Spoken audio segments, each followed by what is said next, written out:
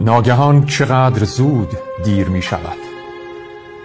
کوچه پس کوچه ها که کودکی را به سرعت طی کردیم و در زندگی گم شدیم.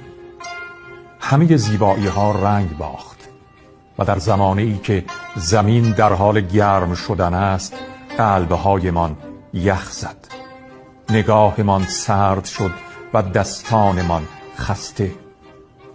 دیگر باران با ترانه نمی بارد و ما کودکان دیروز دلتنگ شدیم، زرد شدیم، پژمردیم و خشکزار زندگیمان تشنه آب شد.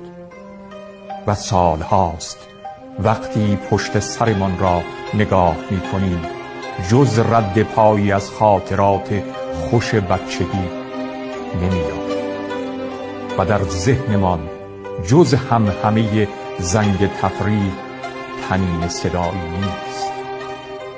و امروز چقدر دلتنگ آن روزهایی و هرگز نفهمیدیم چرا برای بزرگ شدن این همه بی‌تاب بودیم.